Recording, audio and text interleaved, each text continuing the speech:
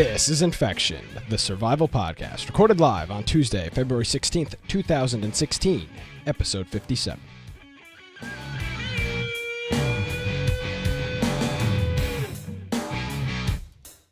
Hello, everybody, and welcome to Infection, the survival podcast. Infection is your source for the latest information on survival video games. We bring you the latest news, changelogs, developments, strategies, and speculation each and every week. My name is Nick Craig, at Nicholas M. Craig is my Twitter. InfectionPodcast.com is the website. If you're interested in gaming, geekiness, and more, check out thecrummyshow.com. Back again, Brian with an I Aldridge. Hi, Brian. Hey, so yeah, if you want to find me, go ahead and go to biteoftech.com. That's with an I, biteoftech.com. We're on Twitter. I've been on Twitter the last couple of days on my account. So at Boise Computer. Also, definitely check out our website, infectionpodcast.com. We have our TeamSpeak, our Steam group. And I mean, I've been playing a bunch of different games lately. So if you're wanting to, like, I've been playing Dying Light, and that has a multiplayer. You know, no one has asked me to join in my game on that yet. So that'd be kind of fun. Get some people that have some of those games where we can play. And I know we want to play Left 4 Dead here in the coming weeks as a group. So get some people together. I'm a big fan of Left 4 Dead. The campaign of Left 4 Dead is awesome. Yeah. I did as well play some games this week. We'll talk about that a little bit later. But tomorrow is the day, Brian. Yes. We have been finally, our 57 weeks of work is paying off. Paying off. Yes. The millions of dollars that we've made. It's all coming full circle tomorrow. Yes. If you missed episode 56 of Infection, the survival podcast, we talked about the H1Z1 split. That's happening tomorrow. So quick recap with that. It's going to be H1Z1, King of the Kill, KOTK, and then H1Z1 Just Survive. Just Survive is going to be the core survival element, and the KOTK is going to be the BR mode that we currently have. So tomorrow is the day, and we can get right into that with the information about this. This is the latest information from Daybreak. So starting at 4:30 a.m. We didn't make it up this time. Right? We did. Typically we make this stuff up. With speculation you can just make it up, and then later you can just backtrack. Say, I was wrong. But this is real. See, and I have some really good speculation that came to me that has me really worried. That Was it in a dream? After we cover this, like, something came to me, and I'm like, oh no. So we'll was get it a to that dream? after. No, it actually came to me when I was watching the Crummy Show. I thought you were saying like in the shower. He'd be like, I was in the shower. No, I was watching the all of a Crummy sudden- Show, and something you said. Oh, I know. Brought this dread over me, and so go ahead. I mean, let's go ahead with this, and I'll talk about it right after. Yeah. So tomorrow. It's tomorrow starting at 4:30 a.m. Pacific. I feel bad for these developers, right? Anybody that works at Daybreak, it's like, I'll see you later, honey. I'll see you whenever this happens.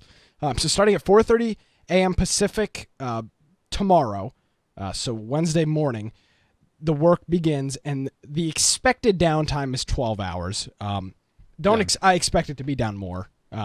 With a change like this. And actually, the next thing kind of pulls that all in. It says unexpected things might pop up that require additional downtime of up to 24 hours. They could take 36 hours. They could take 48 hours to take these servers offline. If there is an issue, Brian, mark my words, if there is an issue with the servers right away, I'm going to be beyond pissed. They can take as much. They could take 7. They could turn the servers off for a week. I don't care. I just want them to work when they come back online. Or that's fine. 24, 48, I don't care. They've been able to test this. I mean, they haven't put out a real update for who knows how long. So they've got to have some internal build of this that they've been doing that they could run on anybody's computer and to test it. I mean, it's got to be close, and it's the same code split up. Well, yeah, but I think it's. I mean, they probably did some changes to it because it's going to be now. It's pretty much the same code. It's two different servers. I would imagine that. It just looks up a certain server list. No, but I'm saying. Well, I guess you're right. You know what I'm saying? Like, they could take this same game right now and just say, all right, on this one we're going to show that. Let's change this loading screens. Let's change the menu. All right, when you go here, this one sees these. I wonder if they're moving to new hardware. Servers. I wonder if they're using this opportunity to move to new hardware, because I mean, this has got to be a wipe. Oh, it hasn't been said unless it was in said, but it's got to be, right? I can't imagine them not taking this opportunity to do a wipe. It's a Valentine's Day. They didn't do a 33% off, so I'm not sure about the wipe. Yeah.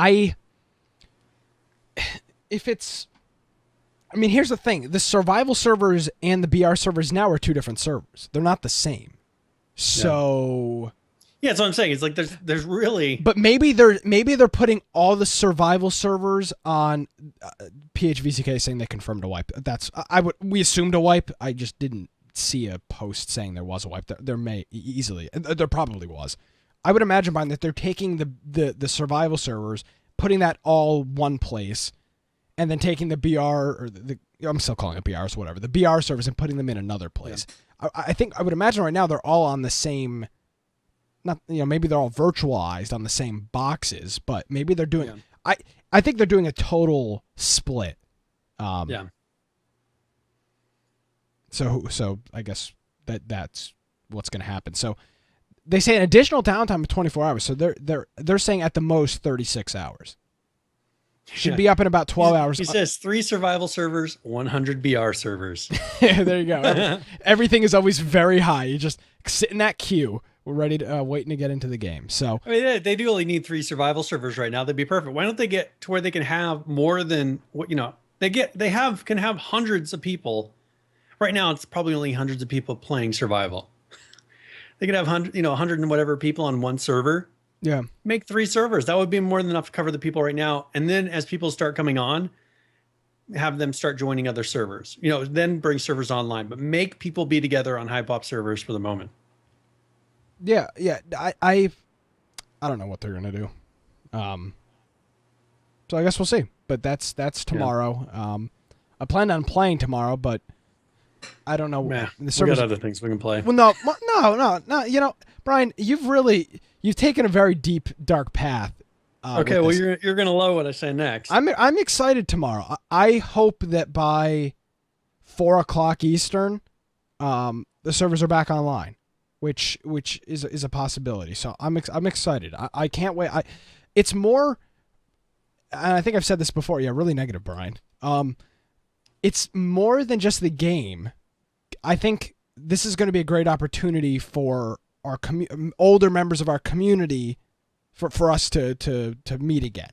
Because we met a lot of, and I've said this 1,000 times, and I know I'm repeating myself. We have met so many great people, either through the clan or through the podcast, through H1Z1.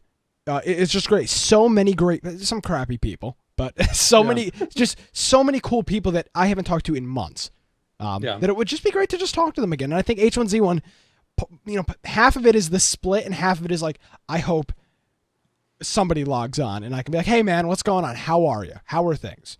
I'm for the most part, contrary to what Brian says, I'm pretty friendly even though I live in New York. Like we've met so many great people and I really hope that, some of those people will come back to H1Z1 and our group was awesome, Brian. We had a cool freaking group. Everybody was so cool.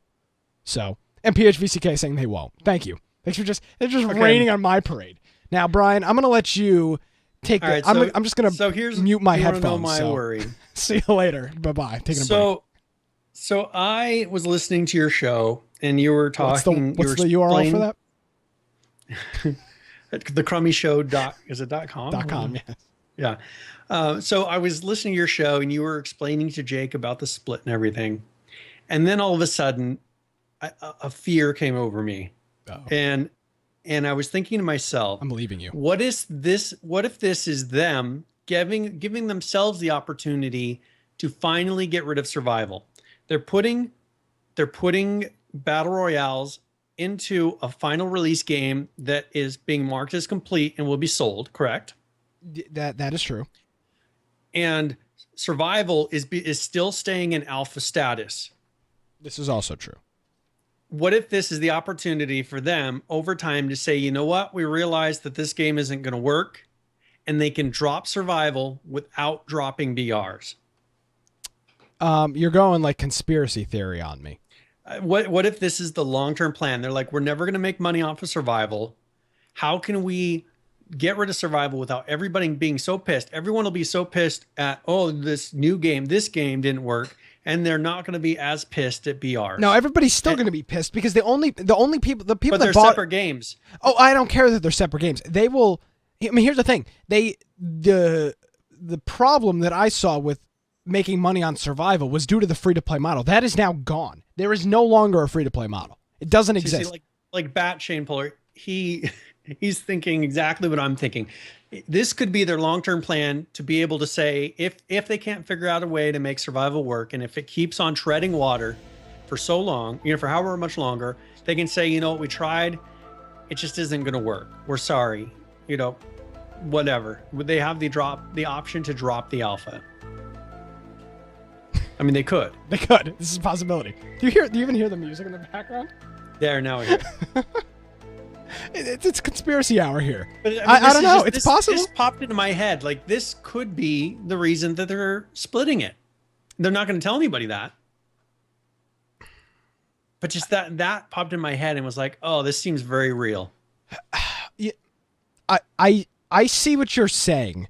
If they were going to if they did not plan on taking survival, through the next, I don't know, 2 years. I mean, realistically, right? When you're like doing company stuff, you're like, all right, this is our 2-year projected path. You don't project 6 months.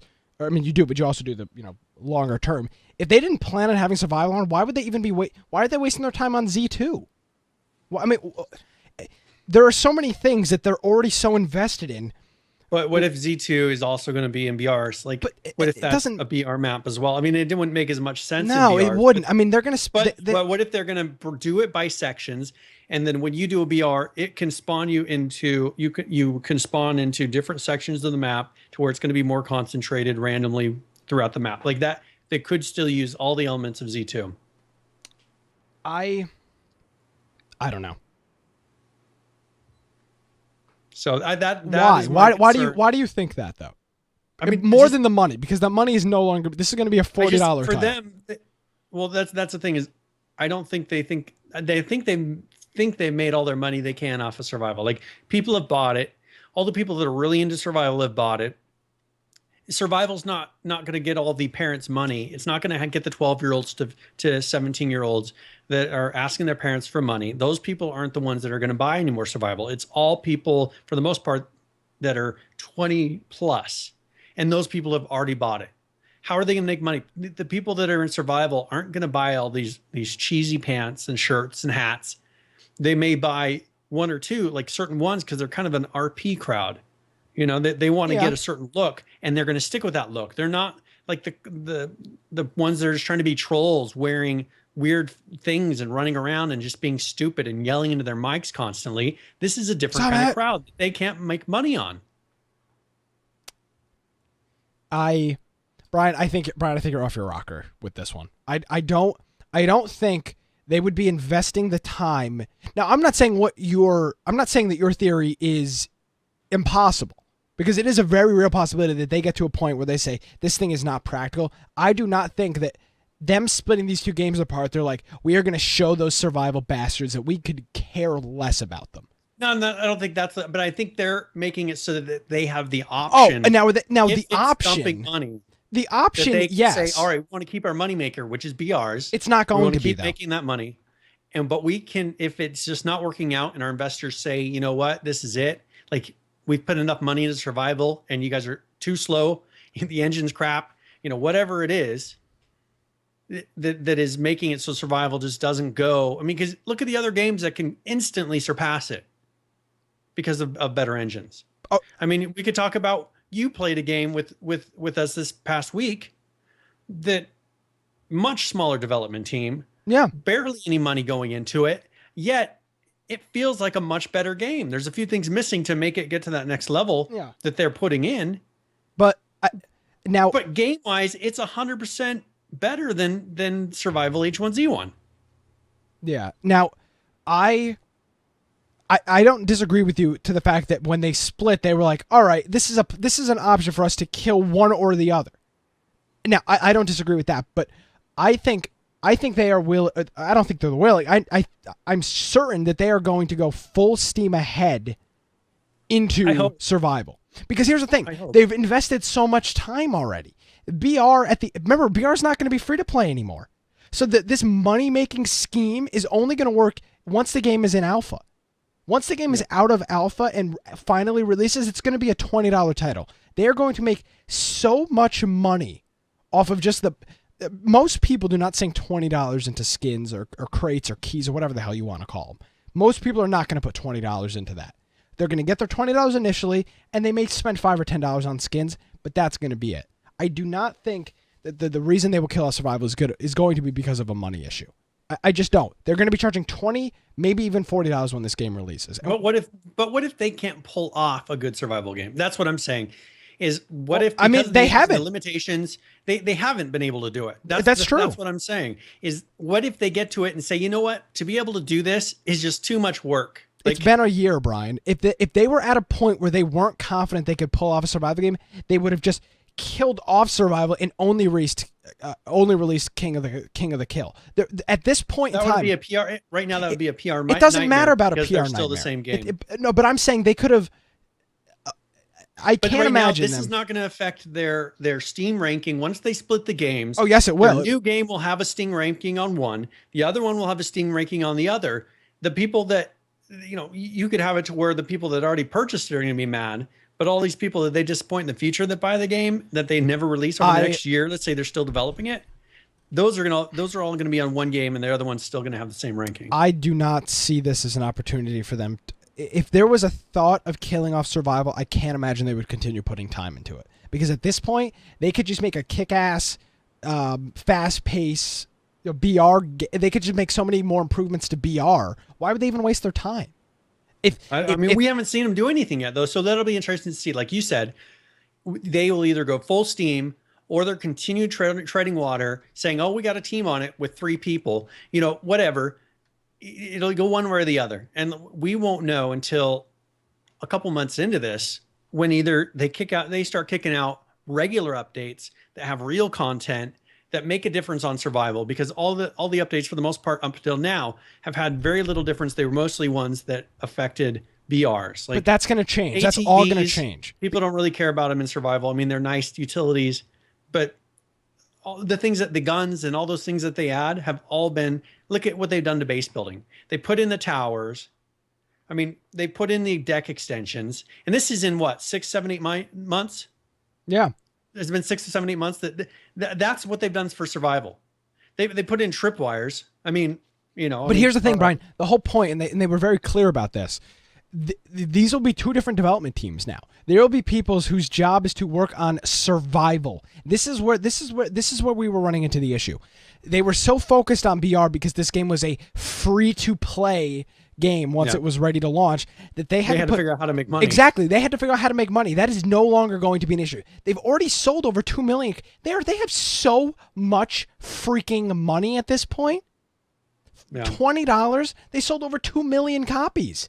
And then they just got bought by an investment firm, for Christ's sakes.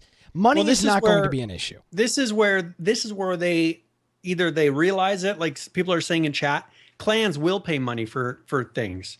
Like a clan will pay money for a banner, have the ability to put their own custom, something on their base, maybe have a customized look of a base, maybe have a skin, for their clan, like the bigger ones. You could pitch in money and you could buy a skin. I mean, there are things that they would pay money for. It's just they've not put a single one of those things that interest clans into the game. But now they will, because now there's going to be a sole. Maybe they there's going to be a sole team, or they just need a good project lead for survival. They just need to bring somebody in that says, "All right, this is what we're going to do with survival." That's what they need. They'll have the developers now. Here's the thing: once BR becomes its final product in the summer of 2016, they're not going to even be working on it anymore. They're not even going to work on or on the BR mode. Once that game is out, it's going to be little tweaks. They're not going to be doing anything to it. And then they're going to have... That's the thing is people don't expect huge changes in that. Like look at Counter-Strike. If you look at CSGO, what real big changes do they make? I mean, they add maps to that game. They do. Right? But they don't make major content changes of how the game is played. Like people expect it to stay the same because they want to master that game how it is, right? if you take BRs and just add in different maps, make it to where they drop in a smaller size, make the games quicker. Like you could do a lot of things to get that variation into the game to where you're not having to put a bunch of development time into it. You just have a couple guys that are working on a map, maybe working on a few things here and there. That's all they really need to do for BRs now. And then they're also going to be developing things in survival mode that will be huge upgrades that they can easily then port over. I mean, it's going to be the same files. They can say, oh, we upgraded how the gun looks. We upgraded how these buildings look nicer. Put those skins on there. Right? I mean, that would improve the other one without having to put any resources into it. I see what you're saying. And you're right. It is still the verdict is still out on, is this going to be, can they actually make a decent survival game? But if I remember correctly, let me just confirm this because I'm always wrong with all of my information. Let me see here. We need a fact check for Nick. Well, I'm trying to figure out where in this post they said. Okay, so here we go. We are happy to tell you that we will be bringing H1Z1 King of the Kill out of early access on PC and to Xbox and PlayStation 4 this summer. So, yeah, but not for survival. This is my whole thing. So this split's going to happen. BR's done. I wonder if that's when they're releasing the map 2. Right? When they release map 2 on BRs and it tests out fine, it's ready for release. Who knows? So sometime the summer can span anywhere from you can you could start the summer. When is I don't remember when the equinox is, but the summer is May or June, normally June, and then sometimes you go until October. So you've got this period of time, but once this game is done, or once King of the Kill is out on PC, Xbox, and PS4, then we will there will be an almost complete workforce on survival because there's going to be nothing else to work on. They're either going to have to lay the entire staff off or tell them to go work on survival. Yeah. So and hopefully they really start putting into it because there are. I mean, if they could change the base building and like that be priority 1, imagine how many people would come back for a new base building system. Yeah. I mean, I think this new guy. That's most of what survival is nowadays. People want a really good base building system so that you can make something together and work with your tribe or clan or whatever you want to call it and do something. And this game totally lacks that right now. Yeah. And I don't think nobody can disagree with you because what you're saying is 100% accurate. The new, what is he? The new he's not the new CEO. This is CTO or whatever he is. I think he's got a vision, and he is. I feel like we are in the right direction. This split. I mean, he probably said, you know what? Why this makes no sense. He came from a major developing company and a major developer company, right? He came from a big game studio, and he probably looked at this and said, "What are you guys thinking? What is going on here? Like, you guys have been grandfathered into this, and you guys don't follow the big game developing rules. I mean, you could call it that. Like, what big game developers do to be able to get a product out on time and quality development, all these things in-house. They got to be not following it." And he probably walked in and said, here, things are going to change. I would assume that this is what he said. Now, things have to change now. And we are starting to see big changes. Now, Gravity said that Legion CM on Reddit said that base building is not the focus of the development in the moment. I don't care what he says. He's not a developer. Legion CM is Greg. Not in this moment. I mean, he's not a developer. At this moment, exactly. Moment, but if they're going to have to sit down and say, all right, how are we going to make a survival game? Okay, well, you're not going to make a survival game by, changing the hatchets to look a little different. But that's the thing. Changing how you've got to make major things that people are going to actually do. And base building and making the map actually look nice, Like those are pretty much the two things right now. I could care less about jumping and fire and all those things that we see. That's been the big progress up until now. And that really is a lot towards them, I think, trying to get BRs ready. And they will continue to do that. I am certain that after this split, they will continue working on fire and lighting effects because they need to, before the summer, they need to have a polished look for BR, which is fine. I hope they can get BR out in June. Get it out of here. Nobody cares about it. Well, the people that care about it care. There's this subset of care, but for this game to survive, as a survival game, BR needs to be out of the picture.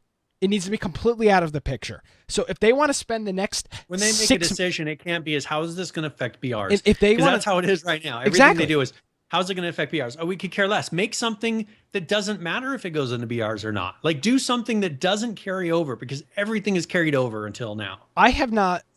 They could take the next 6 months for all I care. I mean, I could care less as long as they can get BR polished enough where they can push it off and they set, maybe 5 people are working on it with tweaks and whatever else, and the rest of the team is working on survival. That's what they need to do. And PHVCK was saying in reference to Gravity Beard's thing, they never said what they're working on. So that's where I don't. If they now have a survival team of people that are just working on survival, I don't know what the hell these people's jobs are, but it's not going to be fire effects because that's not a survival thing. That is not a thing. I mean, they've already got that down. Like for what the engine can do, like fire effects are fine. Like what I saw in that last update they did, as far as the monthly update of their changes. The art update. Fire is done. Well, that fire is done. Like I don't want to see any more. We're working on fires because it looks good for the engine they're in. That fire is looking as good as it's going to look. Yeah. I mean, really.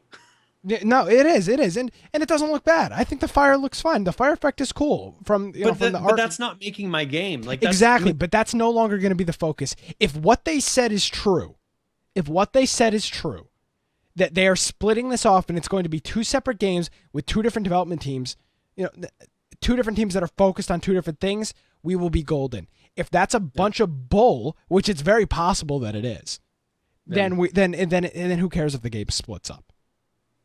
But I really hope that by the summer of 2016, BR is out on all of these platforms, and now 3/4 of the development team doesn't have to worry about it. Yeah. What about Forge Light 2? No, Stairwave says, yeah, well, the engine team is writing the new Forge Light 2, but the thing is, they don't put out any details about Forge Light 2. They announced Forge Light 2 a long time ago, and they don't talk about it. Like, they've been very close, tight-lipped about Forge Light 2. Maybe this is it. Maybe Forge Light 2 is coming out with this split. Maybe that's why they split. Maybe they're going to keep Battle Royale on Forge. Light 2 has got to be out soon because it's going to be out for the map. Outdated technology by now. Maybe BR will stay on Forge Light 1, which realistically it doesn't need to be on Forge Light 2. And then maybe they'll move Survival over to Forge Light 2. Who knows? Yeah, exactly. I think I said it last week. I'd love to be the guinea pigs on Survival for Forge Light 2. Like, because we're already used to the game performing poorly. We're already used to the game. No, I'm talking about in Survival. Like, yeah, we've dealt with everything going wrong possible, and we've accepted it, right? In Survival. Yeah, but it's early access. I mean, our whole job, if people want BRs to work correctly, I mean, that's their big thing. Is they don't want to feel like they were shorted on dying. Well, in Survival, with all the hackers and everything, like, we just accept that we're not going to have anything, that everything's going to be taken. Whatever we have is going to be broken when we get back. We're okay with that. So put us on the new engine, because what could possibly more go wrong? All of our stuff usually is destroyed and gone each day anyways. Who cares? Right? I'm all for Forge Light 2. So, I mean, yeah, have this be the test. Like, this is what they're testing Forge Light 2 on. When they can test it on Survival, when they feel like it's working really well on Survival, you could turn around and say, all right, it's solid enough to put into BRs, and it's not going to break the game, and people are going to have the same kind of gameplay, but it's just going to look better. And it'll be a win-win for BRs later. But they're not going to be able to just throw it into BRs. I mean, that's supposedly going to be a finished game. Yeah. You can't turn around and change the whole engine and be like, oh, now you're going to have to be in alpha again. Like that's not going to work. So this game will be out on Forge Light 1. King of the Kill will be out on Forge Light 1, and that will be that. Yeah. So I guess that's that's. Do we have anything else for BR, or not for BR? No. They. One thing I wanted to mention is they put a temporary hold on the trading until all this changeover is done, because they don't want people. I mean, they stopped it. I think they want it so people aren't all of a sudden grabbing all the skins they can right now. I think that's kind of a selfish thing, grabbing all the skins they can right now before the split, so they have 2 of everything, and then they can later go and trade it again. Because I think they held it because then all of a sudden people would have 2 of every item to be able to sell in the marketplace, right? Yeah. So this makes sense. All of a sudden, people would buy all the really expensive things because then they'd have 2 of them and they could sell 2 of them on the store and make double the money, or, double their money. Yeah. Now, Gravity Beard posted some comments. And we'll wrap up H1Z1 with this. So this was a back and forth between a Redditor and a senior technical architect. And the question was about a AAA engine. And the response was that our back-end architecture, our server architecture, that will not work with the new engine. It's proprietary. Yeah. So like use Source, use Crytek, use whatever. It's not practical. And then what he said, it's not going to be a seamless transition to do it. Like they might as well just start over on survival. Well, but they're not moving to a new engine, at least some other engine. And this is exactly what I agree with him 100% on this. He says, and I quote, "So you want us to stop progress and spend the time to convert our game to a new engine? Really? Yeah. Yes, we have some issues to resolve. We are working on it. Also, Ark is a great game, doing quite well. But if I'm not mistaken, they are limited to 64 max users per server. We support double to triple that in our current state. That's a legitimate thing.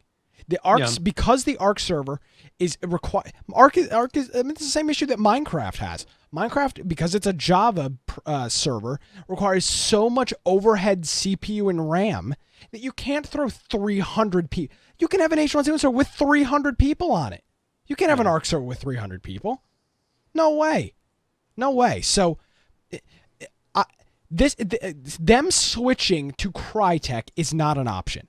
Them switching. Well, I'm not saying that, but even to their new version of the engine. I mean, they're on an engine that was made for a game that came out in 2009. Oh, and they fully admits to that. But them making their own engine, they can still use their server architecture. That's what it comes down to. Millions of dollars that they've invested into the architecture, the back-end architecture for this engine. They can't throw that away. Yeah. You can't throw that away. No big business, no company can do that. You can't take millions of dollars of invested infrastructure and just say, oh, well, screw it because some guy on Reddit said that we should switch to Crytek. It's not practical. Well, would it be great? I'm not even saying Crytek, but whatever engine, it doesn't matter. Forge Light 2, I agree. I totally agree. They have the option to make that compatible or not. And it will be compatible. I'm sure it will be. Do you want it to be though? Because look at the backwards compatibility and probably the suffering of performance and all these things that they're going to have to do to try to make something backwards compatible. Well, it won't be backwards compatible. They could start compatible. over and make it right the first time. I don't know. But you got somebody saying in chat they should use the same engine if it miscreated. It's not an option. If you ran a business or ran a company, you would know that you can't just throw millions of dollars worth of architecture out because the community wants you to get on a new engine. It's not practical, folks. Wake up. It's not practical. You can bitch about it all you want on Reddit. It's not going to change anything. I'm sorry. It's just the reality. It's just, they are currently invested in a proprietary engine, which was thousands of man hours to develop. I mean, the engine controls all of the physics in the game. So, thousands of man hours on the engine itself. And then I'm sure you've got millions of dollars invested in the back-end architecture. All of those servers, data centers, they have data center in Australia. They've got one in Europe, and then they've got a data center here in the U.S. I mean, that's servers all over the place. It's just not practical. Forge Light 2. I think they're going to dump Forge Light 2. What do you mean dump Forge Light 2? I mean, by the time that they're even coming close to even releasing it, it's already 4 years behind technology. But that's fine. Well, no, it's not. It is. It is. When what is the solution? People are going to be Tell me what the DirectX 12, and they're going to be like, "Oh, we finally got out DirectX 10." What's the solution? Congratulations. What's the practical solution, Brian? You used to run your own business. What is the practical solution? It is not start clean. They can't. They've invested. They need to look at other options. There is no other option besides swiping the entire company clean and restarting. It's not an option. Any future games they make, they need to start doing under a new engine that's actually current that they don't maintain, because they have proved that they don't have the ability to maintain and build an engine.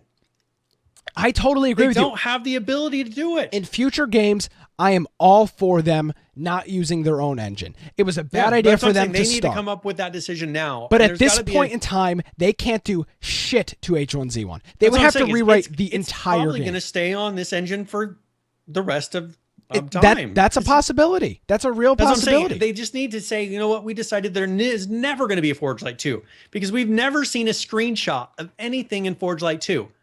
Never. There has never been a screenshot of any development tools for Forge Light 2. There has not been a single thing in Wiki. They have a mention that there is going to be a Forge Light 2 for DirectX 11 compatibility that will allow that's the only mention on the internet, other than people saying, wow, we'd like to have Forge Light 2, that there is. It doesn't exist. I agree, and I'm not going to argue with you, but people saying, and I love this on Reddit, switch engines, man. Switch engines. Yeah, you have no freaking clue what you're talking about. You can't. What is just a switch out the EXE? Oh, now we're running Source Engine now.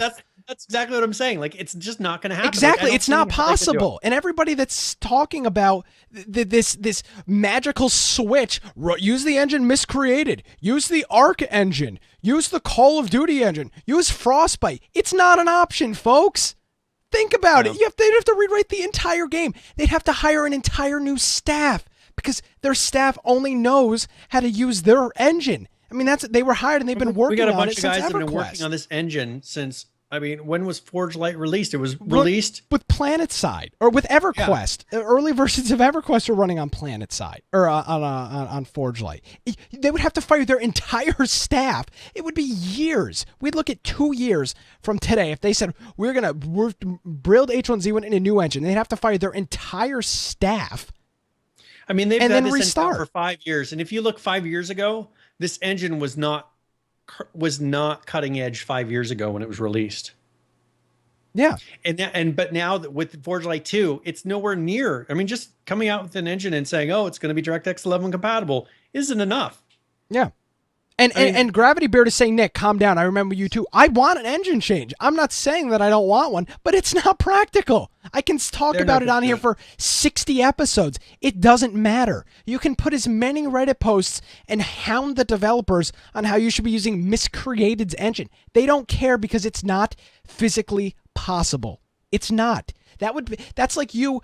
It's just not possible. You can't build a game in a proprietary engine and just say, oh, we're going to use something brand new now. It doesn't work like that. That's not how programming works. That's the issue. If they're going to have a proprietary engine, they have to commit to a proprietary engine, which they have and done. They have not done. I totally agree. Yeah. I mean, well, they've committed to it, but they haven't kept it up. Like, they haven't committed to it in the way of saying, all right, we're going to keep this thing up to date, current, pushing the edges of technology. I mean, if you look at what Crytek Engine is going to be doing it as Lumberyard, and what I'm sure Amazon, who paid $50 million for the engine, they didn't develop their own. Yeah. It's hard to do. It is hard to do. And it takes a lot of money. I mean, that's the whole thing. Put $50 million just to buy an engine. Imagine how much it costs for SOE to develop. Millions of dollars and hundreds of thousands of hours of work time. But if they're not willing to put in the millions and millions of dollars to make the engine good, then don't. It's like saying, I'm going to fix up a car by, I'm going to get some spray paint and I'm going to spray it down the side.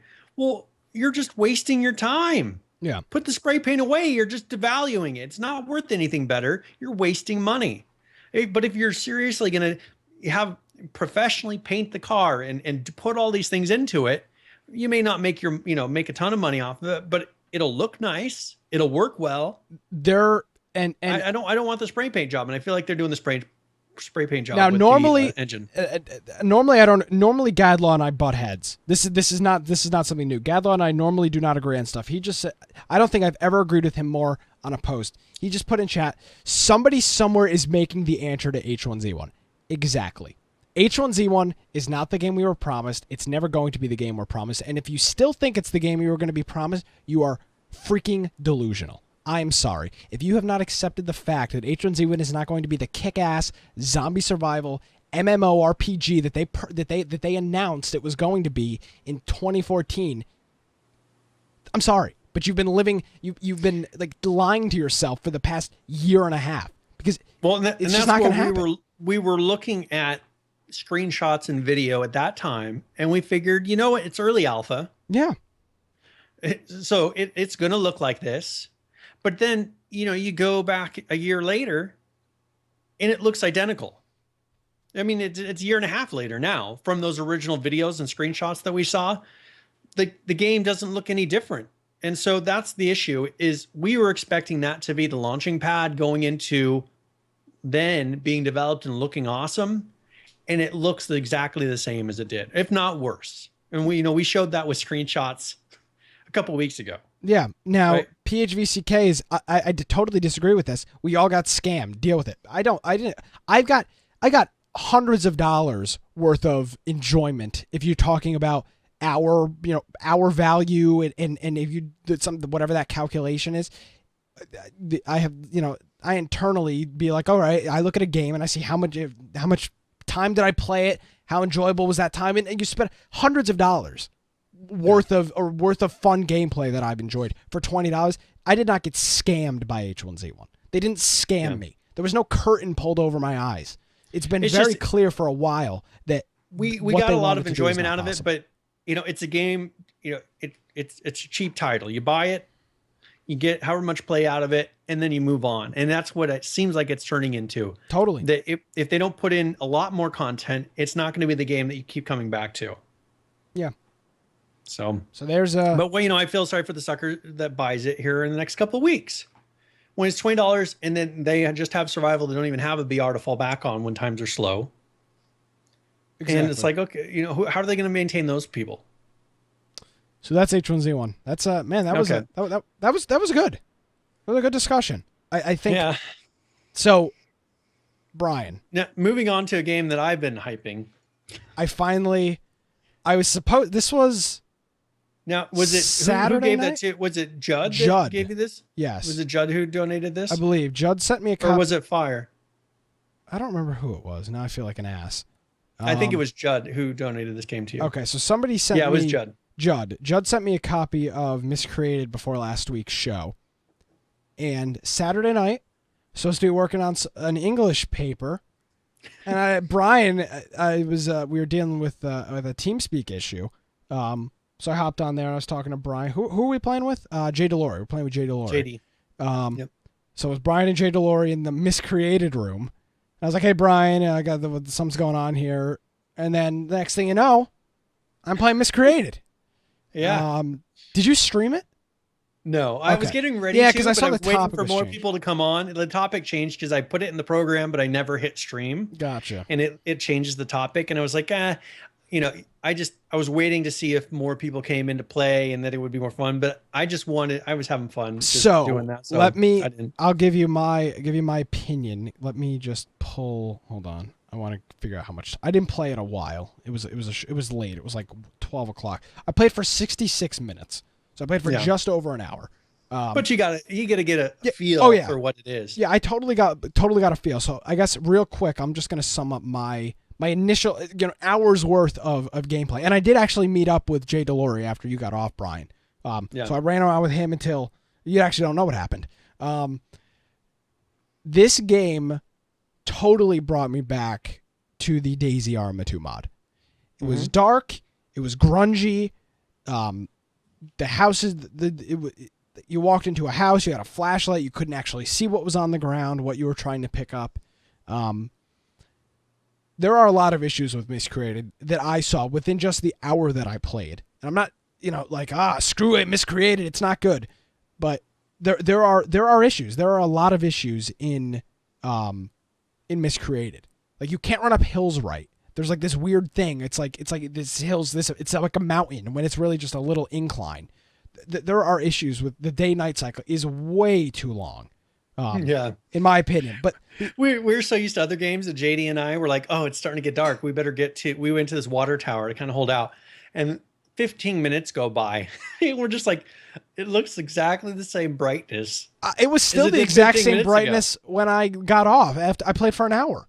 Yeah, it's like time is almost real time. So, it's so slow. I should have written down notes. A few other things. There were no name tags above people's names, so I didn't actually know. Like when I got close to Jay Delore, I mean, like, we were on TeamSpeak, so I knew it was him, but I didn't know. I didn't see a visual representation of that. And then it ended in a gas station with some guy walking in with a pistol and killing both of us.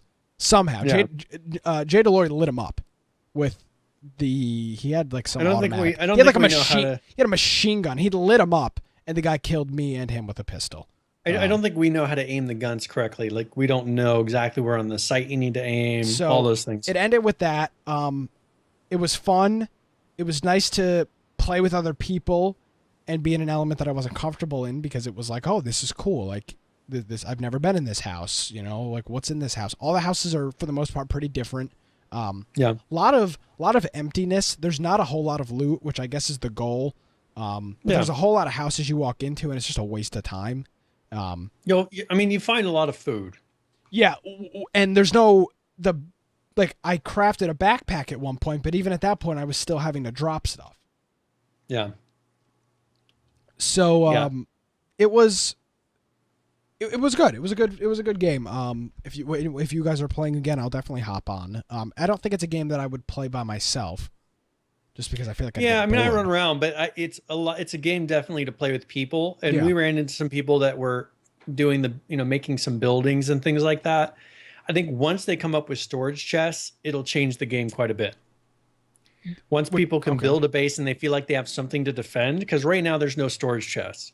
Yeah. So what you have is there's not like you can go out and get what you have is what you have. If you die, you've lost everything, which is cool. But if you're wanting to get a lot of people on and having them get on and feeling like they're accomplishing something, that's where you're going to have to get the chests in there and have a base to actually hold something. Exactly. So, and then I did want to mention that they are going to be having a developer stream here on Thursday, I think it is, at 5 p.m. Eastern. Cool.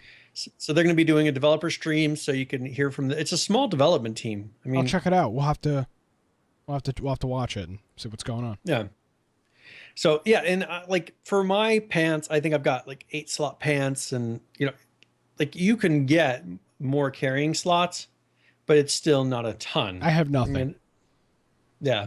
As I'm dead, but I had fun.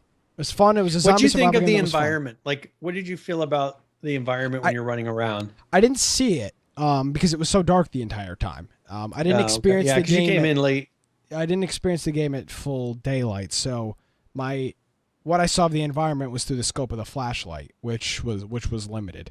The models seemed all right. They weren't anything spectacular, like the item models. Like the trash. It seemed kind of low quality, but that may have been the flashlight and that perspective. It was fun. I had a good time. Yeah. Maybe this is the game that kills H1Z1. Yeah, I mean, if they continue putting out content, I could see it getting to the next level, because content wise, as far as the feeling that you get, just all the things inside of it are, I mean, to me, it has that survival feeling. Once, because they have a really good base building system, but since there's no storage system currently, and I'm kind of curious, what are they going to do?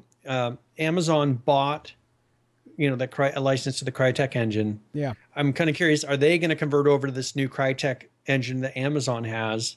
And will that change the development? Will that change, the game to where, because then they're going to start using Amazon Web Services. And then how many people are they going to be able to hold on a server? I doubt, because it'll be something that grows. Yeah, I don't know how that transition works.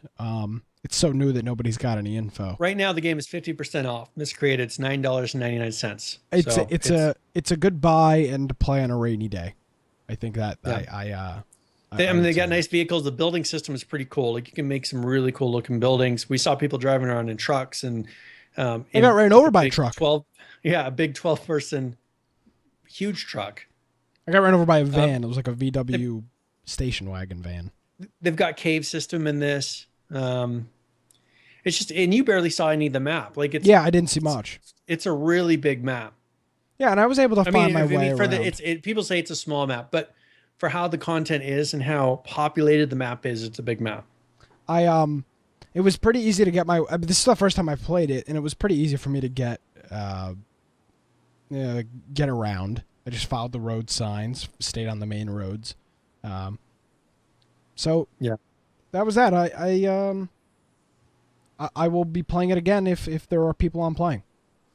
Yeah. I had a good time. So yeah, we'll have to do it here soon because I know Langton was wanting to, but he was feeling really sick. So yeah, we'll have to stream. We'll stream it too. We'll get some more people in there. But that'll happen. So okay, I played Miscreated.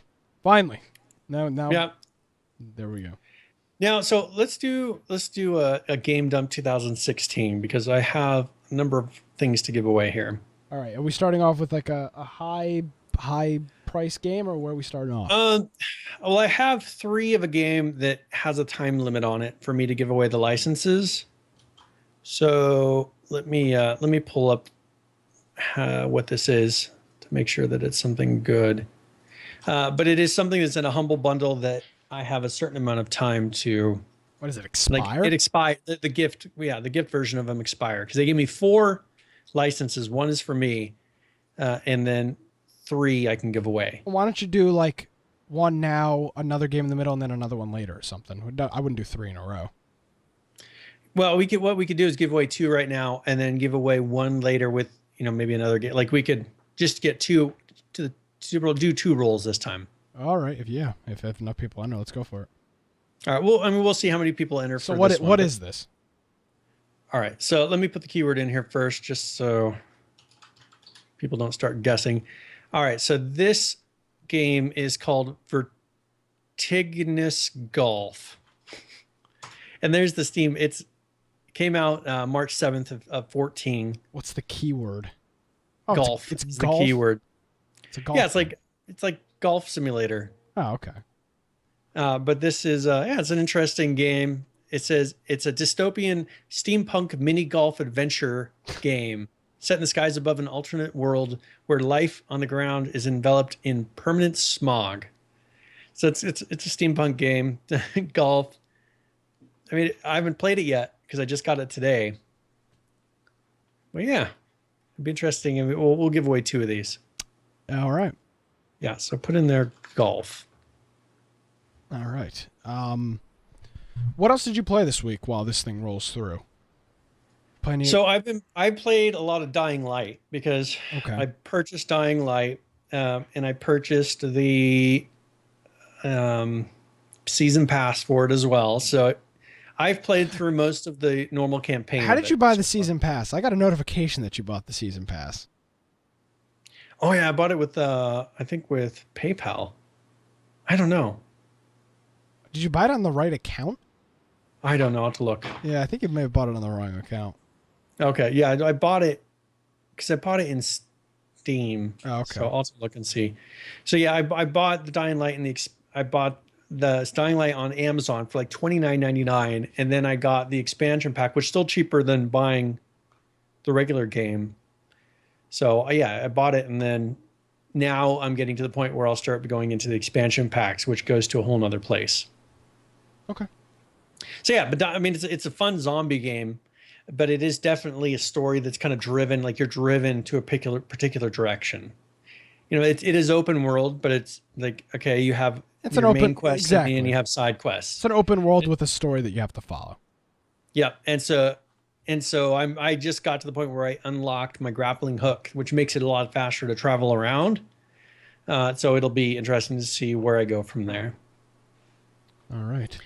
So yeah. all right. So we got 10 people so far. I think that's how many people are going to go for it then. Queue up for this. And your girlfriend rolled for it. So, okay. So we'll see if you win it. All right. So the first winner is Stairwave. Oh, yeah. Stairwave. I haven't seen the name. I don't know if I've seen that name in here before. Yeah. Well, he's been talking in chat. No, so. I mean but like prior to this week. Yeah, he's made some good points.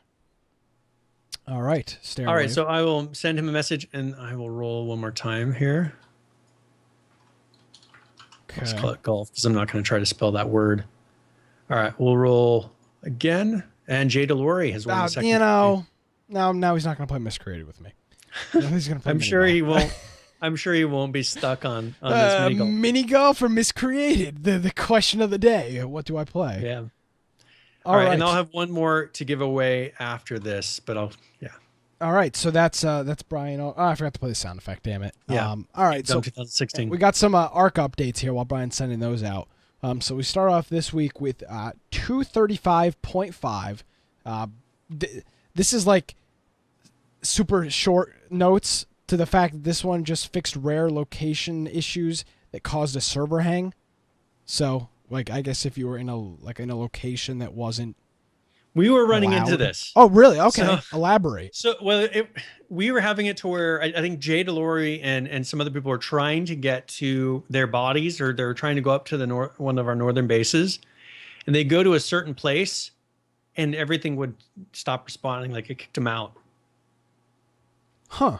So, yeah, it was pretty random, and I was like, well, we tried a couple different things, and with this patch they fixed that, but we definitely ran into that. You'd go to a certain place. Now they're saying a localization issue, which seems like that's language, I think. So maybe the different issue, but we were running into where they go to a certain place. Localization though is language issues. So I don't know. That may be a different problem, but we were running into a problem with local, like you'd go to a certain place and localization issues. Yeah, but I think that's a different issue. So that's at 235.5. Now, Brian, this next one, I know you're the top one on this next one. I think you're excited for. So yeah, this was one where they had a bug that we talked about last week. They couldn't get BattlEye into the Linux servers, so they implemented in 235.6, which came out on the 12th. BattlEye clients, Mac and Linux. So I was able to turn on BattlEye for our server, and it's working as far as I can tell. They fixed Gallimimus passenger onboarding issues. So people getting off of that, because that's that tri-riding dinosaur where you can have 3 different people on it. Fixed some server displaying as BattlEye weren't. Fixed some servers displaying as BattlEye that weren't actually. So some were saying that they were BattlEye servers when they hadn't enabled it. French translation. So we've been seeing all these languages come in now that they've done the localization stuff. So French translation version number 1, and then Rain, fixed Rain VFX not appearing on clients. So that was something I hadn't really noticed, but I guess Rain wasn't showing up. And then the next one here is 235.7. And again, fixed the localization font. So I guess this is language, not actual localization inside the game. So they fixed some font issues with that. Improved the ground clutter draw distance and performance. So the ground clutter is like the stuff that you can't interact with, it looks like there, it's like there's rocks on the ground, but you can't interact with the rocks. They're like fake rocks, just part of the terrain. So that's improved, and then added the credits label. In for the localizations options on the main. So menu. People can actually translate the credits. Exactly. It's good that they're doing that. It's community audio. Yeah, it gets the community involved on. Yeah, like if you're a big prominent like that last one was what French it was converted to. If you're a big French gamer and you know the language really well and you know English really well, it seems like that's what people are doing, right? Yeah. Multilingual people are just. And man, does that save them time? Not having to hire out and sub out contracting work for translating. That's great. But that's the thing, is they're able to do it in a standard way so that people could go and do it themselves. Now, in 235.8, which came out on Valentine's Day, they added a ARC Valentine's Day event, which runs until 5 p.m. Eastern on Monday. So it is already over. Damn it, I missed it. Where you could get a box of chocolates that randomly drops from mating dinos. Eating them this seems really pointless. Eating it will either insta restore full hit points on you, or knock 40% off of a dino's tame bar. Which one are you going to do? The dino tame bar, of course. Exactly. So like I got one of these, and so I'll be giving away to somebody. But imagine we could use this for a giga. Yeah. I mean, you could take 40% off of a giga tame. That's pretty crazy. That would be pretty nice. And then also during the event, 2 times mating boost range. But the thing is this was an event that ran for 3 days, like 2 days, February 14th till yesterday. Oh, I'm sorry. So It ran one day. It ran one day. It ran one day, and yet they're doing boost for mating, which takes 3 days to do. Well, you would get a boost. It still wouldn't finish in the time that you had this going. Well, no, but I'm saying you could get like part of the boost. Yeah, but it's just. Anyways, they need to run this for more than a day. It's a Valentine's Day. No, this is a Valentine's Day event. Valentine's Day is quick. It's not like Christmas where it's like a whole week debacle. Valentine's Day is quick. It's one day. You buy your wife or somebody else flowers. But an event can run for 2. But the thing is, if you have a wife and it's Valentine's Day and you're spending it because you need to do a tame that's going to last, you have to sit there and babysit a tame for all of Valentine's Day. Are you insane? Well, I think if you're... They're encouraging people to not go out their wives on Valentine's Day because they have to stay home for this. Weren't you playing Miscreated on Valentine's Day? No, that was on Saturday. Oh, that was on... You're right. That was on Saturday. No, that was... And Valentine's Day was Sunday. Oh, I know Valentine's Day. I was playing hockey Sunday night. Oh, see? So exactly. No. But still, like, they're encouraging you to stay home and do a tame because you can't do anything else. I don't see a problem with that when you're doing a tame. Well, not a tame. Sorry, a mating. Oh, and if you don't have a significant other, this is a great opportunity for you. You get some tame boost. You get some chocolates in game. It's like somebody loves you. Yeah.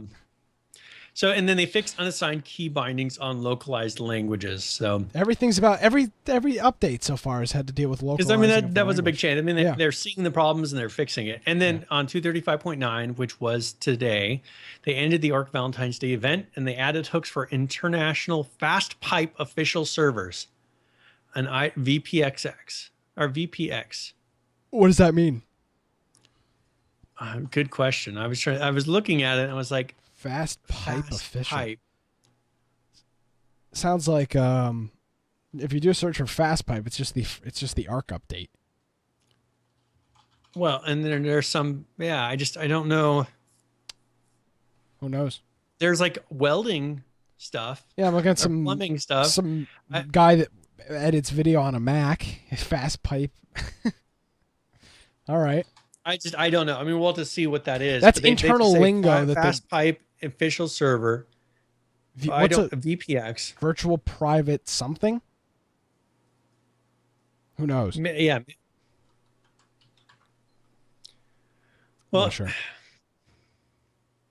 Yeah. I mean, VPX is a server technology, but there must be something for making it so that it interacts with those servers correctly, like more efficiently. I would assume it's taking advantage of a technology in it. All right. Is got to be what FastPipe is. So that's well, I know. No, I'm thinking of FastDL, and that's like a Counter-Strike Gary's mod thing, but that's no. This has got to be some internal like feature of that. It might be technology how the that it's using. It might be how the servers communicate or something like that. And it's only for their officials with probably using very specific hardware and all that. Yeah. Now that's the last one I saw for this. You teased during the intro to the show. You teased it's a tint. It's a tintable skin for H1Z on the fast pipe. You were teasing a administration tool that you use for Arc? So I've been following on GitHub because you run the server. You don't pay like a hosting company. I run the server, and so in your basement. Yeah, not in my basement. I wanted to find a way to run this correctly to automate updates. First of all, I was having to wake up or be like, oh, there's going to be an update today, and I have to check. And you know how they are with updates.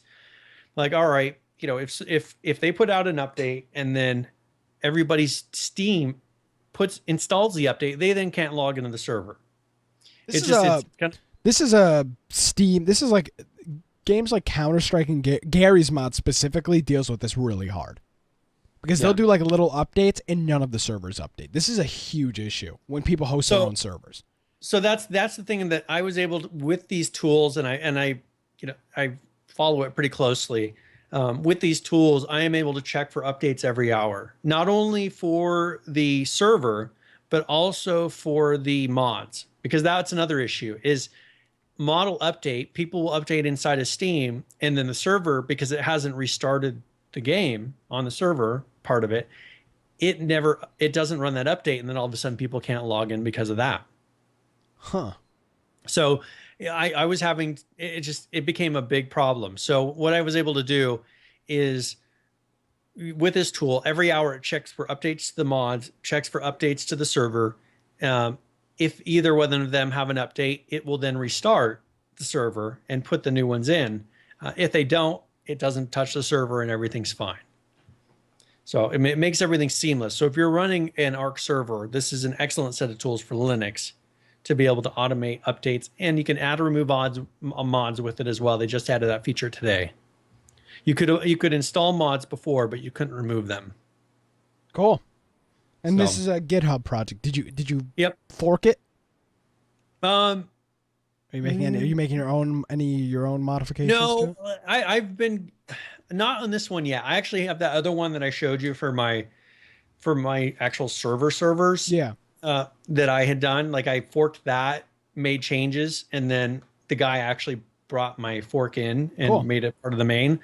This one, there's a few little changes that I did, but it was stuff that I just put a issue ticket in with. Gotcha. And then they just fixed it. Like they've got a number of guys working on this. If I come up with something cool, I've been thinking, but it's everything they've been working on. Like if they say they're going to be making a GUI interface for this, so you can manage everything through a web interface, and they're doing a lot of work. GitHub is unbelievable. What the GitHub is? If you've never used GitHub, there is. Think of something, type it in on GitHub, and there's guaranteed to be a repository of what that goal is, what you're trying to accomplish. Somebody's already done it on GitHub. It's unbelievable. Well, and so like I guess to get nerdy for a minute. For a minute. Yeah, for 1 minute. We'll cut it off after that. The clock has started. So I had to wear these new Let's Encrypt certificates. I wanted to start using those because they're free certificates and they work really well. Well, with my hosting software, there's no way to bring those in automatically. So I found somebody who had done some of the code to be able to copy certificates in the right place because they have to update every month. And so there was a bug to where it didn't work out of the box. And I was like, well, he's doing a couple of things he doesn't need to do. He's doing, he's not doing some things he should do. So I put some code together, pretty much finishing his project and I forked it. And then I said, hey, if you want to use this, just give me some credit when you merge it in. And he did that. And now, I used the one that's on his main repository in GitHub for it because it's exactly like the one I had created for myself. Look at you. So if I'm going to go and add something in the future, I'll fork it again and say, hey, here's something added. If you want, you can go ahead and put it in. Yeah, GitHub is great. There's even Let's Encrypt's a pain in the ass. See, I've got it totally automated. Well, but I mean, like the way that they set it up with having to renew it. I mean, they kind of shot themselves. They made it hard for people to do stuff day one. But this is not. But that's what this does. Is it every day it checks for a new updated certificate. Perfect. And so if there is one, it copies it. If not, it says, hey, nothing's changed. Don't worry about it. There you go. So, yeah. Anyways, that was my nerdy minute. There you go. So this is a Division story. Now, Brian, I don't think I told you this. Did you? You canceled your pre-order? Canceled my pre-order for the Division. The season pass is a total turnoff. I'm not buying it. I'm not paying $90 to play the Division. I really enjoyed the private beta, but I'm not spending $90 to play this game. That's really only fun if my friends are playing. Because that's what it comes down to. It's really only fun if your friends are playing. So you're paying $90, and then you just gotta nag your friends to. Yeah, hey, you want to play? But if it really takes off, you may turn around and say, hey, that's the problem of them putting out this season pass this early before they even have any content out. They shouldn't have even announced that there was going to be a season pass. Yeah, they should have waited, and then when they say, "Hey, we're going to be releasing some content," you can get a season pass, or you can buy it individually, because now you see that we're actually releasing content. Yeah, and anybody that's watched the past few shows, I was all in on the Division. I couldn't wait to get my hands on it. I had so much fun. Now there's an open beta coming up here in the next couple weeks, so you can at least try it again. Yeah, let me pull it up here. Oh crap. I want to say it's like the 18th or something. Yeah. Let me see here. It starts. He says it's this week. February 18th on the Xbox One, and then February 19th on the PS4 and PC. It's a 27 gig download. If you already have the other beta client, it's a 1.6 gigabyte patch, and that's available until the 21st. So you have like 2 or 3 days, depending on what system you're on.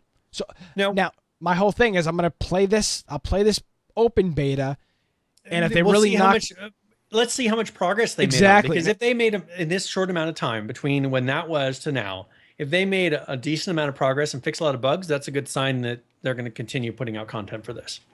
If they really knock my socks off with the updates that they do in this open beta, if it's not the exact same thing as the private beta, then I may pre-order the game. But that there's no loss yet. That season pass, man, is a real. And the biggest problem with this is if your friends have season pass and you don't, you can't play with them because they're going to be doing stuff in the game that you're not going to have access to do. So you're going to be a straggler. So you're either and I say conned, and I don't mean conned. I mean you're not being conned into it, but you're kind of forced if you want to play with friends that have season pass to buy it or not get the game at all. And I just was like, I'd rather save the $60 and buy another game or buy something else that I'll actually be able to play. So now the post I put in here is actually eye tracking technology, and I don't know if you want to play the video or if you want to. Oh, you want me to play the video while you talk? Yeah, I'll let you. Because did you read? Yeah, this we can do that. Because the people that are listening will have no clue what's going on. Okay.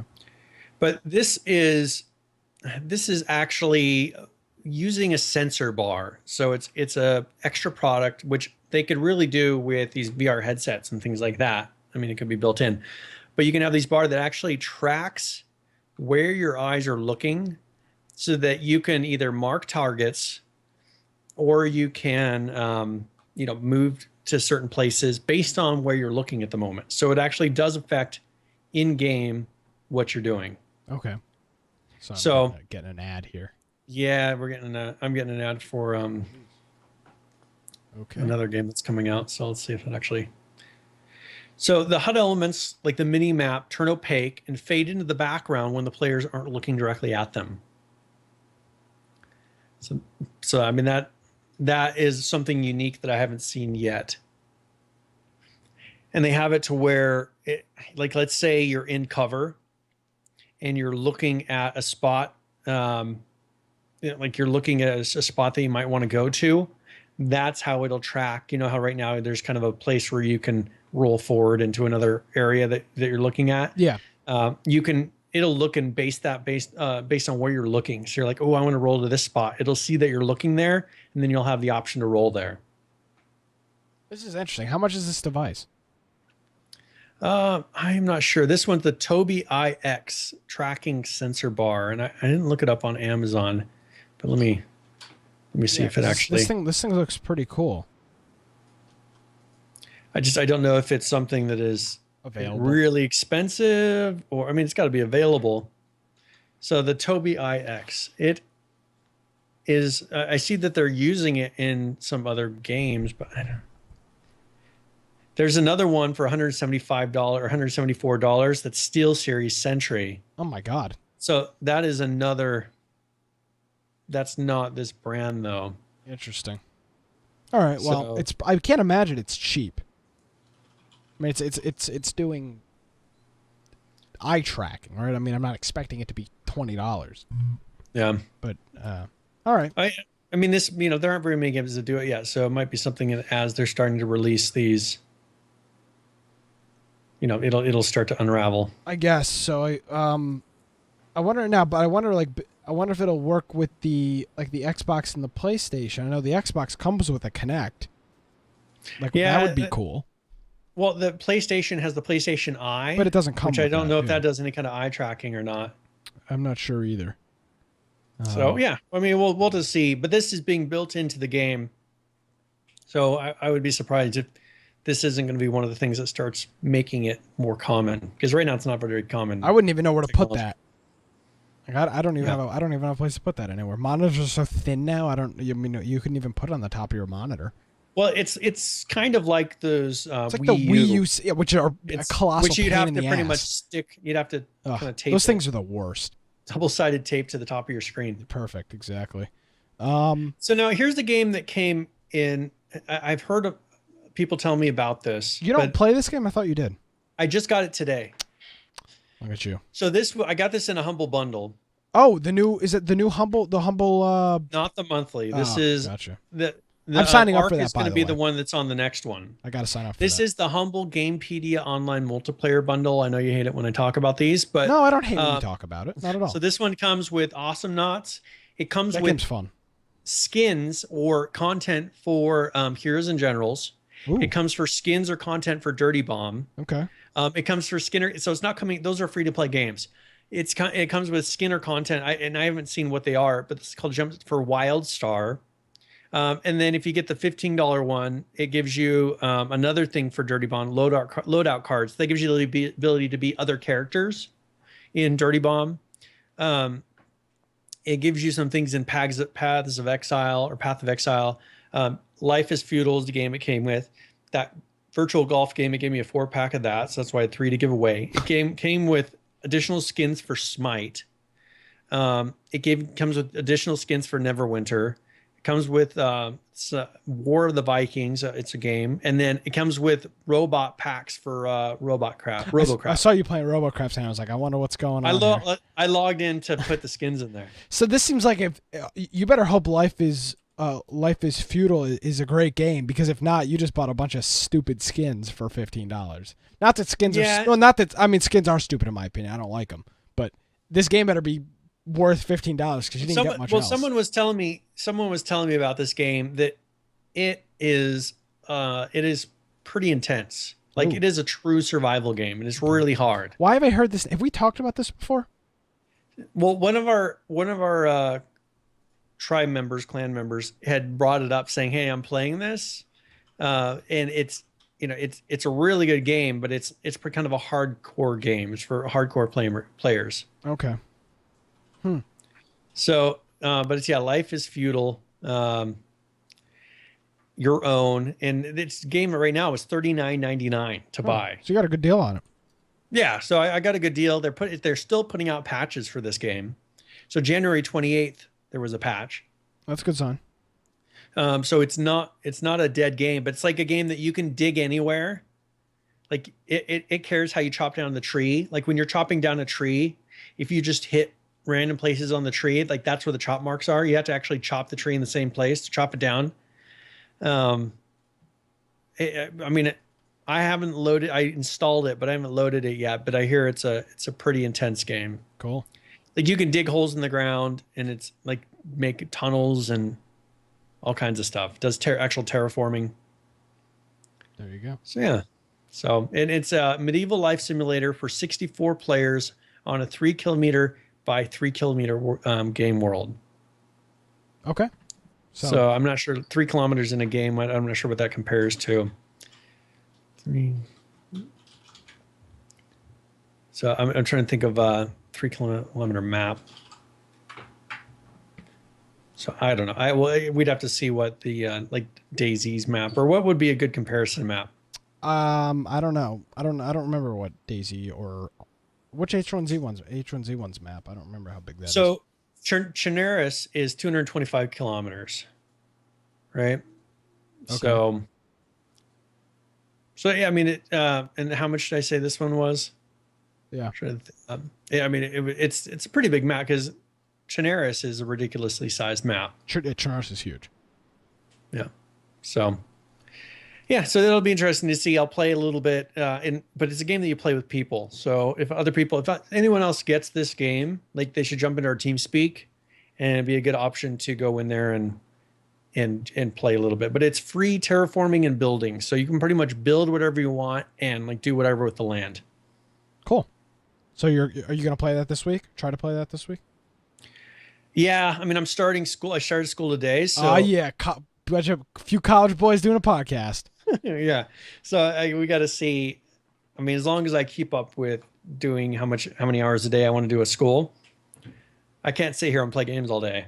So, you can. I could. That's what I do. Well, one of my first classes is intro to web development. So, don't be a smart ass. Don't be like, you're doing it wrong. You're doing it wrong. I tried that. It doesn't work. I can test out of it. So like my whole first semester, like I put in there when I think I would finish it, and it's like a month from now, and it's supposed to be, going in 3+ months. So yeah. Okay. Well, there you go. So we'll see. Yes. All right. So yeah, I mean, that life is fuel. But if you're going to get a Humble Bundle and you're really into those games, like if you do play those games already, you may be really into those skins. Because I know there's a number of people that play Dirty Bomb, and you can get the characters for Dirty Bomb, those other specialty characters, which are kind of hard to unlock. Or if you play Heroes and Generals, I know we played that a lot. Yeah. Definitely worth it. Yeah, I'm signing up for that monthly Humble Bundle. So that'll be unlocking Arc. This next time is going to be unlocking Arc. So maybe I'll wait a month then. This coming month, you may want to wait till the next one. I'll wait a month, or I can see if there's other good games. What other games are worth it?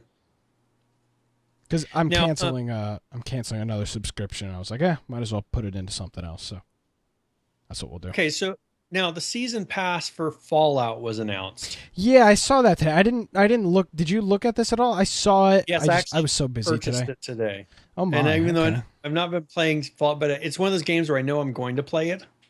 At some point, you will play it. At some point, I'll play it, and the season pass is going up in price. So it's going to be to where right now it's $29.99 for like another however many days, and then it's going to be going to, I think, to $40-something. Oh, really? For the season pass. Yeah, not paying $20. Sorry. So if you're going to get the season pass, now is the time to get it. But it looks like you're going to be able to put. I mean, they show a screenshot. It looks like a guy on a motorcycle, which is a new thing for Fallout. We not really have had vehicles. I don't. I really don't like this whole season pass thing. I get it. You got to make your money. I totally. But if they're going to keep on putting out content, like as long as they're going to continue to put out content. I mean, here's my thing. This is my argument. The game was $60. That encompassed the all of the graphics work and all the engine work, everything. And now they're selling DLC for $40. That's more than half the price of the game. Yeah. Like. It's kind of I personally don't do season passes. I do it for one game a year, and that's Call of Duty. And that totally makes me a hypocrite, but I don't care. So, yeah. Well, I mean, I got it for this just because I know that Fallout is going to continue to put out things. Totally, yeah. Bethesda's really good with that's just how they are, but they have a proven track record, so I'm not so worried about it. Other games, man, I just like what, Brian? Well, I mean, imagine if they had a season pass for H1Z1. I knew you were going to say that. You're going to be like, oh, look at these guys. They're not even updating anything. I mean, they're not even updating the regular game, let alone put out additional content. So, I can just agree with you. There's certain games that you just be like, I'm not going to get a season pass for that. But I know with Fallout that they've already got 3. They put out the season pass when they announced, I think it was 3 DLCs. Oh, all 3 DLCs are in that season pass? I mean, you'll get every DLC with the season pass from here on out. But they're announcing immediately they have 3 DLCs coming out. The same time? Actually, that's what I meant. Actually, I think, it's 3. Yeah, 3 coming out at the same time. So that'll be something to, you're going to be getting that much out of it. If you were to buy each of those individually, they'd be more than $29.99. Yeah. All right. Fallout talk. Yes. So, all right. So for updates, I wanted to mention that our friend at rustguy.info, I saw this. This makes me very happy. he received the $18 to renew his domain name, which we should have done, because then I was nice going note to. up there. I was going to. You would have put, you should check out the Infection podcast, the survival podcast. Instead, this random guy named VR Chaos, he puts what servers he plays on. Damn it, Brian. You're spending all of our money on season passes for. I know. I bought a season pass. I should have bought 2 season passes. Not on the. No, I didn't buy them on. I don't know. I didn't buy both of them on there. I bought one definitely under my money. The other under mine. Yeah, one under ours. So, but yeah, so this guy, I mean, and we can see the updates are flowing out again. Oh, thank God. I love how the domain was like the thing that stopped this. He's like, oh, I can't do updates. That $18, I just can't do it. Oh, okay. All right, guys, I'll do it. Don't worry. The $18. I mean, his time is no more than $18. I can see I feel like this might be a younger person, and his time is not worth much to him. No, that's the discretionary income. Yeah, he just doesn't have like you have the discretionary income. Like you and your wife both work. You have $18, like whatever. But like what? I'm not working anymore. I am just doing hosting. But like I remember when I was like 14 and 15. Brian, when I got my first web host, I paid it was $1.99 a month for unlimited web hosting. Oh my goodness! But you got to do what you got to do, right? So, yeah, that's that.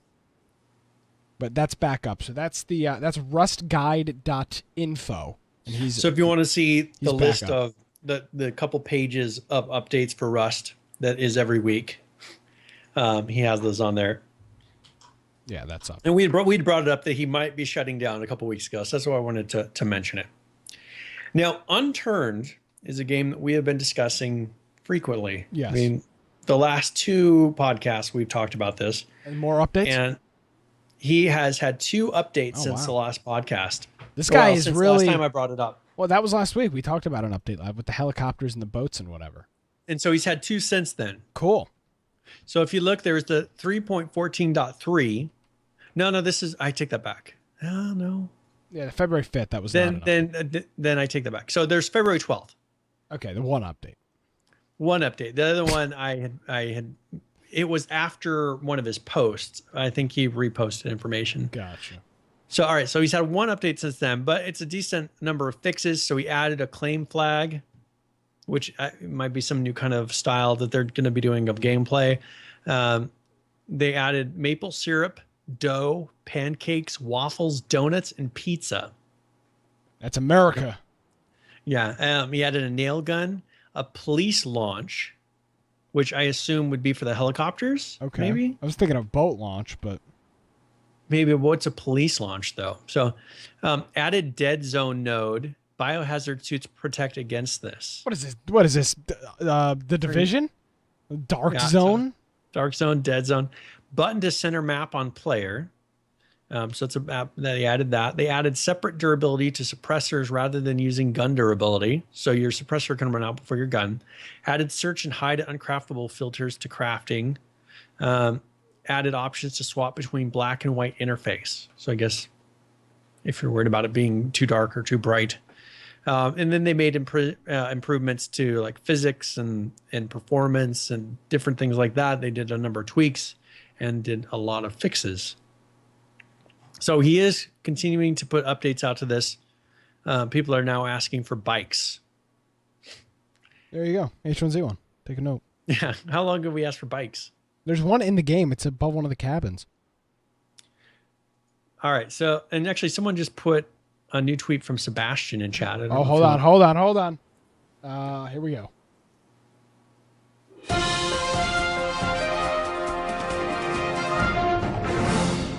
All right, Brian, lay it on us. What's going on here? All right. So he has on here pretty much screen like printouts that they've posted on a wall. It's like a flow chart. That are the UI flow. So that when you load the game, there is a disclaimer. There's the logo. There's a little loading screen. And then if you don't have an account, it goes to the Daybreak account creation UI scale screen, which is some automated thing. And then I can't tell what the last one is. Gamma adjustment. Gamma adjustment. And then it goes to a menu. If you look to the left, you can pretty much see screenshots of what the menu system is going to look like. You got to love this. Look at these pictures. Look at how detailed these are. And so they have on there, it's like a screen which actually has like a graphic of the city. It's a police station. To the left. And then you can launch either into, there's 6 menus. I don't know what the one on the left is. The one on the left looks like the actual like, game. Looks like if you load in the, that looks like the actual launch screen. Yeah, that's pretty cool looking. And then there's one where then they've got these different menus. Like there's character creation. I think there's probably your character like they go through, and I don't know what all these menus are yet. No, look at all of them. They go all the way down.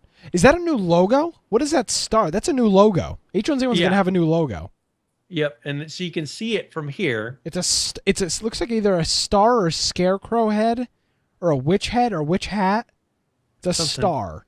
And then if you look at it looks like they have like I guess those are maybe just the varying different background screens, but they show like a wall of tools and weapons. Well, I think that's for different. A truck that's in a garage. I think it's for different options. Like the one is like your inventory. There's a ticket system. This looks pretty freaking cool. So yeah, it'll be interesting to see how they put this in and where these come into play, because we haven't seen any of this yet. No, this is cool. If you look at the character creation screen, like the guy's got blonde highlights. Yeah, but it looks like it's totally editable. There's something on whatever's on the right. I wish I could see this. Whatever's on the right, there's settings on the right hand side. Once again, they're putting out low quality. It's not a screenshot. It's a picture of a wall in their office. I know, but it's like you can't quite see the details. Well, I don't think they want you to see the details. This is going to be coming out. I mean, it's you could say, well, I wonder what that Sterno level 2 access means. I don't know. Maybe it's something new. Exactly. So we'll see. There we go. Cool. So now on this wall, like look at those very direct lines. Yeah. Like how did they do that on the wall? I don't know. This looks like a wall, and then part of it is like CGI. I don't know what's going on. Yeah, I don't know. That's what it looks like. It looks like he edited in there, because I'm like, did he take the time to like put these arrows on there? It looks like they edited it into that. Possibly. Who knows? So cool. So yeah, where were we? People have been trying to grab close-up screenshots of what that looks like, but they're super fuzzy. Yeah, you can't. Not readable. So cool. That's breaking news. Yeah, there you go. You heard it here first on Infection, the H1Z1 podcast this week, I guess. I guess we want to do current players and then a giveaway, or giveaway then current players. Let's do a giveaway. Let's do a giveaway now, and then maybe we can maybe do another giveaway if there's a high participation in this one for the next. All right, it's time. It's the game dump. It's a very crude sound effect.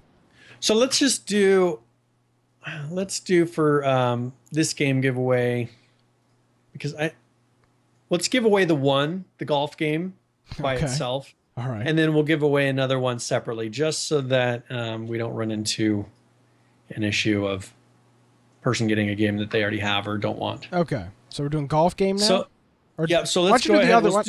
Doing the golf game. Let's get the golf game out of the way. So go ahead and type golf in chat.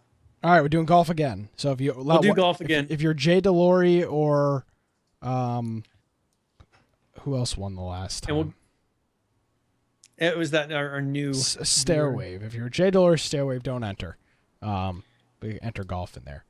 I guess I'll do current players while we're entering these, right? Might as well use the time. Yeah, you go ahead. So here's current players. This is the last time, Brian. This is a sad moment for Infection. This is the last time we will see H1Z1 combined numbers. We're going to have to do... Is you'll have the BR numbers and then you'll have the what I'll do is I'll do a BR. This is going to be a lot of... Which will be interesting to see what the true survival numbers are next week. I got to automate this We really need to work on this because this is event. It's going to be 3. You want me to make you a little HTML? I can make I just got to do it because I mean the background is just static. I just got to put the background on and then I just got to have the. I don't know if SteamDB has an API, but I can check. We'll get to figure that out. So next week we'll have just survive numbers, King of the Kill numbers, and then we'll have a combined numbers section. So we'll do all that in there. So currently playing H1Z1. This is combined totals. 16,462. The 24-hour peak is 22,530, and the 7-day peak 27,199. And these numbers are almost spot on from where they were last week. Currently playing Ark, 35,770. The 24-hour peak is 51,906. And the 7-day peak is going very strong. The 7-day peak at 63,320. And then we'll do it again. We did it last week. Unturned, currently playing 14,000 players. Just more current players than H1Z1 when this graphic was made. 14,697. The 24-hour peak, 26,789. And the 7-day peak, 36,822. That's almost 10. That's just under 10,000 more players than H1Z1. So nice, pretty crazy. So yeah, well, and next week, man, that'll be the true test of how many people are actually playing survival because we haven't known up until now. They're going to be high next week. They're going to be high 3 weeks from now. So people will launch survival. That's the thing because it'll be a new launcher. They want to see, and this is probably why they're so into this and making sure that this release is going to go with something different because you got to get those numbers up because if you have 200 people launching survival, you got a problem. By the 8th or 15th of March, we will have an accurate idea of numbers. Next Tuesday, the numbers are going to be high. Everybody's going to be playing survival.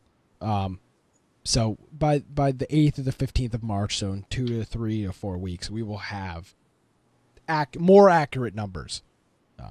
So Jay Delory says he can't redeem the game. It's not a redeemable; it's a gift. You have to send it to him. I send him the code. Oh, okay. I don't know how that works. We'll deal with it after the show. He has to open it up and do it. Okay. So are we rolling? All right. So let's go ahead and roll for this. So our winner is Z Jordans. There you go. Congrats, Z Jordans, on some golf game that I can't pronounce. Yeah, it's got a crazy second part of it. So there we go. Golf. Okay, so now let's go ahead and give away. Should we give away a bigger game now? Yeah, I guess. I don't consider the golf game a big game. I don't know. I mean, I don't know. It may be incredible. I'm not sure. It's all your call. I mean, we gave away 3 games. Participation is not. I mean, your call. Your games. Okay, so let's go ahead and do. How about Saints Row 4? Oh my God, that's a great one. Yeah. All right, so we will do. Let's go ahead and do Saints Row 4, and let me put in a new. I gotta open this up again, so it lets me put in a new keyword. Okay. And so for the game, let's go ahead and just type Saint, all lowercase, so just like this, and we will be giving away Saints Row 4. All right. While we're doing that, do you want to do tip of the week? I guess we'll give people some time to enter. Yeah, because I mean, we can give them a little bit of time. And here's a link for Steam. Okay. So that you can see what the game is if you've ever played Saints Row 4. It's a fun game. There's a lot of content in there. All right. So, yeah, let's go and go. Tip of week is where I go through and do some sort of a survival tip, something about the types of games that we play. It can be something specific to a certain game, or it can be a general tip that covers all of survival. So this is Tip of the Week.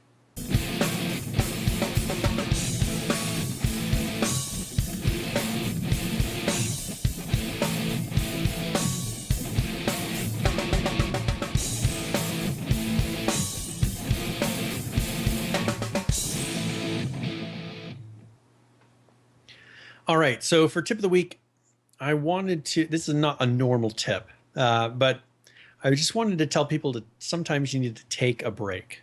Oh, screw you. What is this? This is a good tip. Oh, God. As someone who has 800 games, oh my God, I'm telling you that this is something that is very important for long-term being able to continue playing a game. Too much of a good thing can hurt you. Jesus. And if you find yourself playing a game nonstop for weeks at a time, you would be better off if you took some short breaks from playing the game. Don't play it every single day because you will get burnt out. And we see this with we see players that do this. You get burnt out and then you never want to pick up the game again. Like me. Yeah, so exactly. Yeah. Yeah. And so if you take breaks and give yourself a little bit of time, play something else. I'm not saying stop playing games altogether.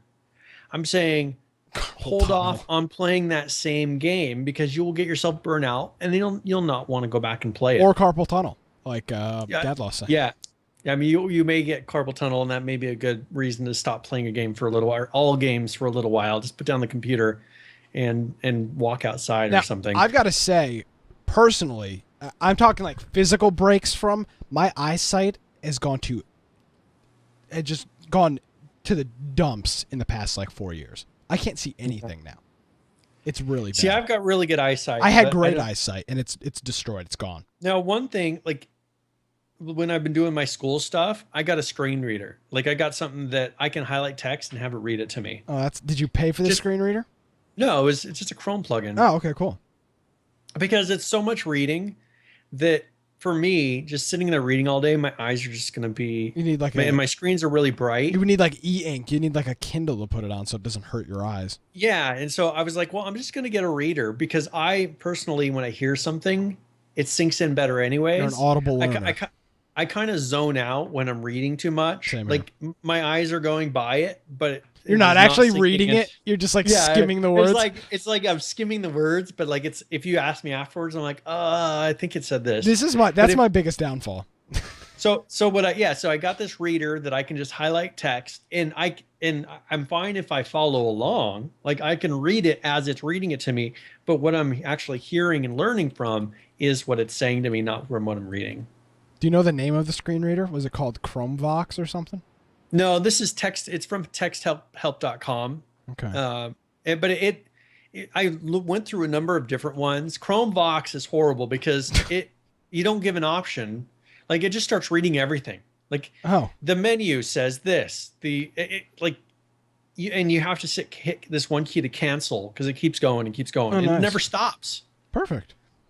And so this one, you can just say, all right, I want to read this, and it will read this section that you have highlighted, and it works pretty seamlessly. So, but yeah, on gaming for tips of the week, that was tip of the day. Tip of the day? Is this a new segment? You're going to come on Twitch and do a daily segment? So, but yeah, take a break. I mean, play a different game. Don't get yourself burnt out because we see that a lot. Like in ARK and H1Z1, you'll get people that play for 2 weeks nonstop every single day. It's a problem. And you never stop. Like they don't stop playing for those 2 weeks, and then you don't see them for 3 weeks because they're so burnt out. Just I'd rather have it to where you're playing 3 months later, and you play 3 times a week. You know what I'm saying? Yeah. So for longevity, take a break. You don't have to play and accomplish everything in the game today. Just let yourself enjoy the game. So that's my tip of the week. All right, that's a good tip. That's a real down to earth tip of the week there, Brian. Yeah, I mean, I was just trying to think of something that for me, like that's something that has made it to where I can put down a game, and I'll want to come back to it because I didn't burn myself out on it. Yeah. Real quick, Code Word Saint. We'll draw in a second here. I think that's my biggest issue with gaming is because I feel like I gotta keep playing this. I end up not having any fun. It's a very weird issue. No, yeah. If you feel obligated or you feel like you have to go in there, then just don't. Yeah, PHVCK says he's 2,000 hours into Counter-Strike. The tip is just too late. Sorry, the tip of the week was just too late. He's already drained his entire life down the toilet there. All right, I think we're ready for the Saints Row 4. Saints Row 4, yes. All right. Firewatch has an update. Oh boy, we got to get that. So Ferrari has won this. So she won it for you. Do you already own it? I don't know. Let me look. You might want to check. Okay. Or unless she wants it. I mean, she doesn't have a gaming computer. She doesn't have a computer, so that may not work out for She has a computer, just not a... But not a gaming computer. Not a game. I was going to give her my old desktop, and I was like, no, it's mine. No, she can't have it. No. I have Saints Row. Saints Row 4. Oh, I have Saints Row the 3rd. It's a totally different game. It's up to you. Give it to somebody else, whatever. Okay, we'll reroll. Yeah, whatever. I won't play it. So PHBCK. PHBCK has won, so now... No, I take it back. I want it. No, it's mine. I don't want I want it. So he can put down his Counter-Strike, and now he can pick up... No, I specifically... I want it now, just because he won. Yeah. No, it's my show. I'll hack into Brian's email. Yeah. Because he's sending it from the infection account, I can see it as like a sent message, so I'll like grab it before you can even redeem it. There you go. Enjoy. All right, so I am sending him the message right now. Coolio. So I canceled my Dollar Shave. This is totally after show. I canceled my Dollar Shave Club subscription, and I'm signing up for the Humble Bundle monthly. I'm very unhappy with their razors. Yeah, Dollar Shave Club. See, I use Harry's. Yeah, I should have used Harry's in the first place. Yeah, and very uncomfortable. The razor. I mean, I haven't shaved this week. I've been kind of slacking on it because I'm a student now. I don't have to shave ever. Shut up. Ramen in a coffee cup? I gotta go to school. I've got a big, huge pack of the Asian ramens. Ready to go. Yeah, we should save this for the after show. We should. But no, I'm signing up for that monthly bundle. I think that's important.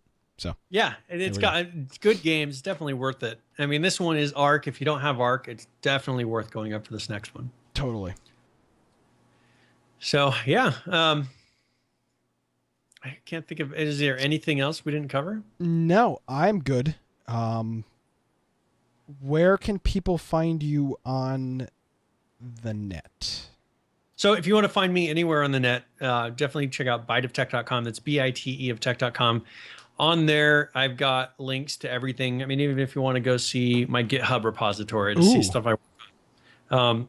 I mean, I've got all the links on there that take you to everything. So that's the main place to go. And then, of course, infectionpodcast.com. You should really get into our Steam group because we're going to be playing some Left 4 Dead. We're going to be playing some Miscreated. Some H1Z1. That's happening this week. Yeah. I mean, I'm sure we'll be playing some H1Z1. I'll be Brian getting will off be. a 3-month break of H1Z1.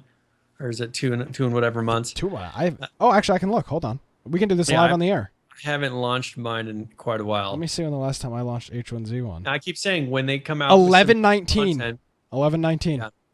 So when they come almost out, 4 months. keep saying when they put out new content, I'll log in, and so I guess this is new content because they'll change the loading screen. It is. You'll enjoy it. Because you haven't played the game in over 3 months. You'll be like, this is a fresh breath of it. I mean, the stuff that you remember is like it's gonna be like relearning. It's like my tip of the week. Just take a break. If you know that's the kind of break you're talking about.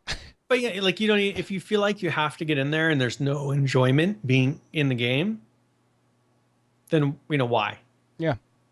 But that's what it was feeling like when you know it's going to be the same thing and you're going in there purely to run around and do nothing. It's not worth doing. So hopefully they'll come out with some new stuff and it'll bring excitement back to the game. But yeah, so check out our Steam group or jump into our TeamSpeak if you want to come in, and even if you're going to be playing a different game, it's fun to just come in there and talk to people and have some fun. So and get to know everybody. Yeah, Steam group currently 340 members strong, 47 in game. So definitely check that out. Lots of people. Whatever game you play, there's probably someone in our Steam group playing it right now. Yeah, exactly. And invite your friends too. If you've got friends that play similar games, send them an invite to that. Invite your entire friends list. Actually, you won't get any nasty messages from your friends. Invite that the day we opened it. Yeah, I invited everybody. Why are you inviting us to this group? Well, everybody else invites me to their stupid like TF2 hat trading groups. I'm like, F you. You can invite me to your group, and then I don't send you like a takedown notice. I just click decline. Instead, you're gonna report me, scumbag. Yeah. Whatever. Okay. Of course, infectionpodcast.com, the Steam link, the Steam group, and the TeamSpeak logo pictures are on the right-hand sidebar there. You can check out my other show, Crummy Show. We covered Crummy Show on the net. Crummy Show on the net. CrummyShow.com. We had our Valentine's Day special. That was the episode title. And your podcast is like, other than this, it's like the most dedicated. I watch it almost every single time. Yeah, and we tried it. The 2 weeks ago, I was sick. Last week, Jake was sick, but we're going for as many shows as possible in 2016. So we're making it happen at CrummyShow.com. Gaming Geek and Store. It's like if you enjoy the Infection post show, but not with Brian. Like if you don't really like Brian and you really like me. If you feel like I'm dragging the show down, yes. You got a great if show. Brian is just dead weight on this show and you're like, take him or leave him, you should really check out Crummy Show. One day it will overcome Infection. If you want to hear a guy try to spell his last name. I can spell his last name. Zimbrow something. Zimbrowski, it's a Polish last name. All right, enough of this. Whatever. We got to get out of here. Did you see there's someone posted a screenshot of the How to Survive King of the Kill? Just survive. This doesn't make any sense. That's fake. There's no way that's real. Real. Because if you look, they're both in the same launcher. It says just survive, and then there's a button for King of the Kill. Yeah, I don't buy that. Well, actually, no. Maybe that's in the test server. I don't know. Okay. Well, we're ending it here. Alrighty, guys. That's going to do it for this week's episode of Infection. My name is Nick Craig. At Nicholas M. Craig is my Twitter. InfectionPodcast.com is the website. And we'll see you next time for Infection. Have a good night, everybody.